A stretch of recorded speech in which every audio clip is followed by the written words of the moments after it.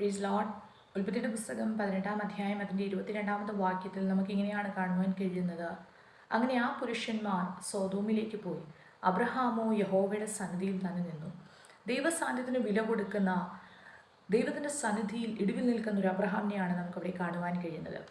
19-ാമത്തെ അധ്യായത്തിലേക്ക് നമ്മൾ കടന്നു വരുമ്പോൾ നമുക്കറിയാം, സോദോം, ഗോമോറ തുടങ്ങിയ ദേശങ്ങളെ കർത്താവ് നശിപ്പിക്കുന്നുണ്ട്. ഉൽപ്പത്തിയുടെ പുസ്തകം 19-ാം അധ്യായം അതിൻ്റെ 27-ാമത്തെ വാക്യത്തിൽ നമുക്കിങ്ങനെയാണ് കാണുവാൻ കഴിയുന്നത്. അബ്രഹാം രാവിലെ എഴുന്നേറ്റ് താൻ നിന്നിരുന്ന യഹോവയുടെ സന്നിധിയിലേക്ക് തന്നെ, ആ സ്ഥലത്തേക്ക് തന്നെ പോയി. ഇംഗ്ലീഷ് ട്രാൻസ്ലേഷനിൽ കൊടുത്തിരിക്കുന്നത് he rose up early in the morning, അതായത് അതിരാവിലെ താൻ എഴുന്നേറ്റ് ആ ദൈവസന്നിധിയിലേക്ക് തന്നെ പോകുന്നതായിട്ടാണ് നമുക്ക് കാണുവാൻ കഴിയുന്നത്. പ്രിയപ്പെട്ടവരെ, നമ്മുടെ ജീവിതത്തിലേക്ക് നമ്മളൊന്ന് തിരിഞ്ഞു നോക്കിക്കേ. കർത്താവിൻ്റെ സാന്നിധ്യത്തിന് നമ്മൾ എത്രമാത്രം വില കൊടുക്കുന്നുണ്ട്, എത്രമാത്രം നാം ദൈവസന്നിധാനത്തിൽ നിൽക്കുന്നുണ്ട്. ഒരു പ്രശ്നം വരുമ്പോഴോ പ്രതികൂലം വരുമ്പോഴോ അല്ല, അത് മനസ്സിലാക്കി മുന്നമേ തന്നെ ഇടിവിൽ നിൽക്കുന്ന ഒരു അബ്രഹാമിനെയാണ് നമുക്ക് കാണുവാൻ കഴിയുന്നത്.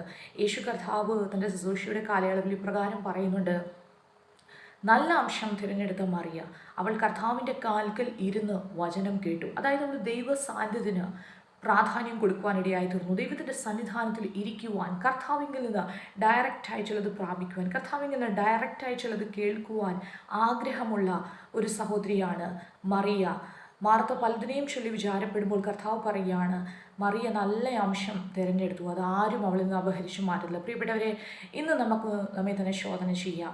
ഞാൻ കർത്താവിൻ്റെ സാന്നിധ്യത്തിന്, ദൈവത്തിൻ്റെ സന്നിധിയിൽ എത്രമാത്രം ഇരിക്കുന്നു, ഞാൻ എത്രമാത്രം ദൈവ സാന്നിധ്യത്തിന് വില കൊടുക്കുന്നു.